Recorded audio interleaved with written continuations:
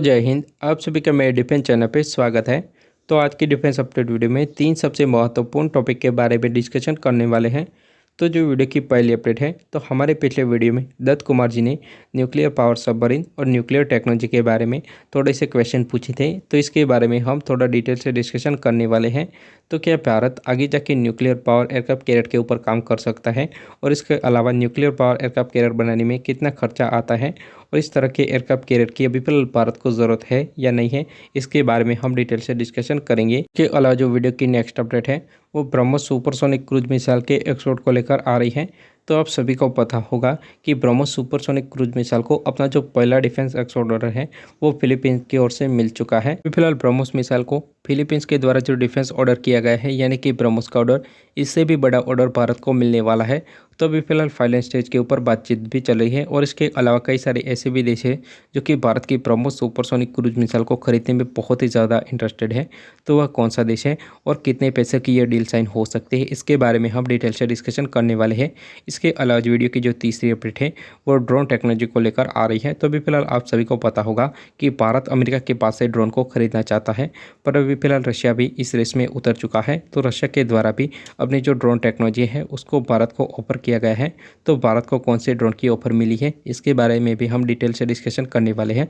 तो अगर आप मेरे डिफेंस चैनल पे नए हैं तो प्लीज़ मेरे डिफेंस चैनल को सब्सक्राइब करें, बेल आइकन दबाना ना भूलें, और कमेंट सेक्शन में जय हिंद जय भारत जरूर लिखिएगा। अगर आपको मेरा डिफेंस के रिलेटेड कंटेंट अच्छा लगता है तो मेरे वीडियो को लाइक भी कर सकते हो, और आपको डिफेंस के रिलेटेड कोई भी क्वेश्चन हो तो आप अपना क्वेश्चन कमेंट सेक्शन में ज़रूर लिखिएगा, जिसका आंसर मैं अपनी आने वाले वीडियो में दे दूंगा। तो आज की डिफेंस अपडेट वीडियो को शुरू करते हैं। सबसे पहले हम यह डिस्कशन कर लेते हैं कि एक कन्वेंशनल एयरक्राफ्ट कैरियर और न्यूक्लियर पावर एयरक्राफ्ट कैरियर में फ़र्क क्या होता है और क्या एडवांटेज मिलते हैं। तो सबसे पहले कन्वेंशनल एयरक्राफ्ट कैरियर के बारे में बात करें तो उसमें नॉर्मल फ्यूल का यूज़ किया जाता है और उसको बार बार रिफिलिंग की ज़रूरत पड़ती रहती है। और इसके कंपैरिजन में न्यूक्लियर एयरक्राफ्ट के बारे में बात करें तो इस एयरक्राफ्ट कैरियर में जो एनर्जी का सोर्स होता है वो एक न्यूक्लियर रिएक्टर होता है, जिसकी वजह से एक बार न्यूक्लियर रिएक्टर को लगाया बाद में बार बार रिफिलिंग की ज़रूरत नहीं पड़ती है। उसके अलावा बात करें तो न्यूक्लियर पावर एयरक्राफ्ट कैरियर में जितना बड़ा रिएक्टर होगा उतने लंबे टाइम तक सर्विस दे पाएगा।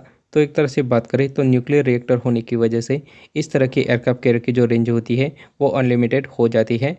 तो अब आप लोगों के मन में तो यह सवाल जरूर उठ रहा होगा कि क्यों ना भारत भी न्यूक्लियर एयरक्राफ्ट कैरियर को बनाए, जिसकी वजह से भारत के जो एयरक्राफ्ट कैरियर है उनकी रेंज भी अनलिमिटेड हो जाए और एक लंबे टाइम तक समुद्र में रह सके। भले ही जो न्यूक्लियर पावर एयरक्राफ्ट कैरियर है उसकी रेंज अनलिमिटेड हो, पर वो पूरी लाइफ टाइम के लिए समुद्र में नहीं रह सकता है, क्योंकि जो ह्यूमन रिसोर्सेज है उनकी फूड और अन्य सप्लाई के लिए उनको वापस तो आना ही पड़ेगा। तो एक तरह से बात करें तो ह्यूमन रिसोर्सेज की वजह से और अन्य सप्लाई की वजह से जो न्यूक्लियर पावर एयरक्राफ्ट है उनकी रेंज लिमिटेड हो जाती है। उसके अलावा बात करें तो एक कन्वेंशनल एयरक्राफ्ट कैरियर बनाने के कंपैरिजन में जो न्यूक्लियर कैरियर बनाने का खर्च है वह भी ज़्यादा आता है और ज़्यादा टाइम भी ले लेता है। और इसके अलावा बात करें तो अमेरिका एक बड़े नंबर में न्यूक्लियर पावर एयरक्राफ्ट कैरियर को ऑपरेट भी कर रहा है, फिर भी अमेरिका को बहुत ही ज़्यादा पैसा खर्च करना पड़ता है अपने न्यूक्लियर पावर कैरियर को डेवलप करने में, क्योंकि रिसेंट में ही अमेरिका के द्वारा जेरल आर फोर्ड नाम का न्यूक्लियर कैरियर डेवलप किया गया, जिसमें अमेरिका ने 16 बिलियन US डॉलर का खर्च किया इसके R&D और डेवलपमेंट में। और इसके अलावा बात करें तो अगर भारत भी अपना न्यूक्लियर एयरक्राफ्ट कैरियर को बनाता है तो भारत को 10 से लेकर 12 बिलियन डॉलर खर्च करने पड़ सकते हैं 70,000 टन के एयरक्राफ्ट कैरियर को डेवलप करने में। तो अब हम यह डिस्कशन कर लेते हैं कि भारत के पास ऐसी टेक्नोलॉजी मौजूद है या नहीं है। तो भारत की जो अरिहंत क्लास की सबमरीन है उनमें भारत ने न्यूक्लियर रिएक्टर का यूज़ किया गया है। तो जो न्यूक्लियर रिएक्टर है वो 83 मेगावाट को जनरेट करती है, और अगर भारत को एक एयरक्राफ्ट कैरियर में न्यूक्लियर रिएक्टर की ज़रूरत होगी तो भारत को अराउंड 400 मेगावाट वाला न्यूक्लियर रिएक्टर डेवलप करना होगा। अगर मान लो कि भारत के द्वारा 400 मेगावाट वाला न्यूक्लियर रिएक्टर डेवलप भी हो गया तो एक एयरक्राफ्ट कैरियर को बनाने में भारत को 10 से लेकर 12 बिलियन डॉलर का खर्च करना पड़ सकता है, जो कि अभी के हिसाब से भारतीय नौसेना के लिए बहुत ही ज़्यादा हो सकता है, क्योंकि अभी फिलहाल भारतीय नौसेना का जो बजट है वो सैलरी देने में और इसके अलावा जो प्रोजेक्ट है उनको चलाने में खर्च हो जाता है, और बहुत ही कम पैसा बच जाता है नए हथियारों को खरीदने में। और इसके अलावा अभी फिलहाल भारतीय नौसेना को फाइटर जेट और अन्य सबमरीन की भी ज़रूरत है, जिसकी वजह से भारत अभी के हिसाब से ऐसे न्यूक्लियर एयरक्राफ्ट कैरियर को बना नहीं सकता है। इसके अलावा बात करें तो अकेले न्यूक्लियर पावर एयरक्राफ्ट कैरियर से भी कुछ नहीं होता है, साथ में सपोर्ट वेसल की भी ज़रूरत पड़ती है और न्यूक्लियर पावर सबमरीन की भी ज़रूरत पड़ती है। तो टोटल कॉस्ट गिने तो 35 बिलियन के आसपास पड़ती है, जो कि भारत के लिए बहुत ही ज़्यादा मुश्किल हो सकती है अभी के हिसाब से। इसके अलावा सबसे ज़्यादा इंपॉर्टेंट टॉपिक के बारे में बात करें तो क्या भारत को न्यूक्लियर पावर एयरक्राफ्ट कैरियर की ज़रूरत है या नहीं है। तो न्यूक्लियर पावर एयरक्राफ्ट कैरियर की ज़रूरत ऐसे देशों की होती है जिनके दुश्मन बहुत ही दूर बैठे हो या एक पूरी दुनिया को कवर करना चाहते हो, ऐसे देशों को न्यूक्लियर पावर एयरक्राफ्ट कैरियर की ज़रूरत होती है, जैसे कि अमेरिका। पर अभी फिलहाल भारत के दुश्मन देशों के बारे में सोचें तो हमारे पड़ोसी ही है आजू बाजू में, जिसकी वजह से हमको उतने ज़्यादा लॉन्ग रेंज के एयरक्राफ्ट कैरियर की भी ज़रूरत नहीं है। तो हमारे जो कन्वेंशनल एयरक्राफ्ट कैरियर है वह भी बड़ी आसानी से उन तक पहुंच सकते हैं, जिसकी वजह से भारत अभी फिलहाल न्यूक्लियर पावर एयरक्राफ्ट कैरियर के ऊपर काम नहीं कर रहा है। पर बीच में ऐसी रिपोर्ट सामने आ रही थी कि भारत शायद आगे जाके न्यूक्लियर पावर एयरक्राफ्ट कैरियर के ऊपर काम भी कर सकता है। ओवरऑल बात करें तो अभी फिलहाल भारत को इस तरह के न्यूक्लियर पावर एयरक्राफ्ट कैरियर की ज़रूरत नहीं है, और आगे जाके भारत को ज़रूरत महसूस होती है तो भारत अपने दम पे ही इस तरह के न्यूक्लियर पावर एयरक्राफ्ट कैरियर को डेवलप कर सकता है।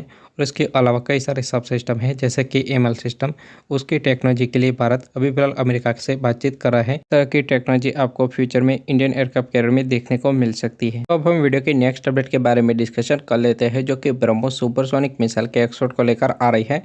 तो आप सभी को पता होगा कि भारत के द्वारा पहली जो ब्रह्मोस सुपरसोनिक क्रूज मिसाइल का एक्सपोर्ट है वो फिलीपींस के साथ हुआ है। और इसके अलावा ऐसी भी रिपोर्ट सामने आ रही है कि फिलीपीन ब्रह्मोस मिसाइल के फॉलो ऑन ऑर्डर भी दे सकता है। पर अभी फिलहाल ब्रह्मोस एक्सपोर्ट को लेकर एक बहुत ही बड़ी अपडेट सामने आ रही है। फिलहाल फिलीपींस के बाद भारत ब्रह्मोस मिसाइल को वियतनाम को भी एक्सपोर्ट कर सकता है। तो अभी फिलहाल वियतनाम और भारत के बीच फाइनल स्टेज के ऊपर बातचीत भी हो रही है। तो ये जो ब्रह्मोस की डील है वो टोटल $625 मिलियन के आसपास होने वाली है। तो बहुत ही जल्द एक्सपोर्ट ऑर्डर मिल सकता है ब्रह्मोस को। अलावा बात करें तो 12 से लेकर 15 ऐसे भी देश हैं जो कि भारत की ब्रह्मोस मिसाइल को खरीदने में बहुत ही ज़्यादा इंटरेस्टेड है। तो आगे जाके कई सारे अन्य देश भी भारत की ब्रह्मोस मिसाइल को खरीद सकते हैं। और इसके अलावा ब्रह्मोस का जो मिनी वेरिएंट होगा यानी कि ब्रह्मोस एनजी, उसके भी एक्सपोर्ट के बहुत ही ज़्यादा चांसेस है, क्योंकि यह जो मिसाइल है वो लाइट कैटेगरी के फाइटर जेट में भी इंटीग्रेट हो सकती है। वीडियो की नेक्स्ट अपडेट के बारे में डिस्कशन कर लेते हैं, जो कि ड्रोन टेक्नोलॉजी को लेकर आ रही है। तो अभी फिलहाल रशिया के द्वारा भी जो ओरियन ड्रोन है वह भारत को ऑफर किया गया है, क्योंकि आपने देखा होगा कि अभी फिलहाल भारत अमेरिका के पास से MQ-9 ड्रोन को खरीदने वाला है। तो पहले ये नंबर 30 का था, पर प्राइस ज़्यादा होने की वजह से भारत ऐसे 18 ड्रोन को ही खरीदने वाला है। इसके अलावा भारतीय नौसेना ऐसे 2 प्रेडेटर ड्रोन को लीज के ऊपर ऑपरेट भी कर रही है। और इसके अलावा रशिया के ऑफर के बारे में बात करें तो इसके कंपैरिजन MQ-9 से करें तो जो MQ-9 है वो इससे ज़्यादा बेहतर है। अलावा बात करें तो भारत रशियन ड्रोन को सिलेक्ट करे, इसके चांसेस बहुत ही ज़्यादा कम है, क्योंकि ऑलरेडी भारत अपने स्वदेशी तौर पे ही इस क्लास के ड्रोन को डेवलप करा है, जिनको आगे जाके भारत की तीनों अलग अलग फोर्सेस में डिप्लॉयमेंट दी जाने वाली है। तो आपको मेरा इन्फॉर्मेटिव वीडियो अच्छा लगा होगा। वीडियो अंत तक देखने के लिए धन्यवाद। जय हिंद, जय भारत। मिलते हैं अगले वीडियो में।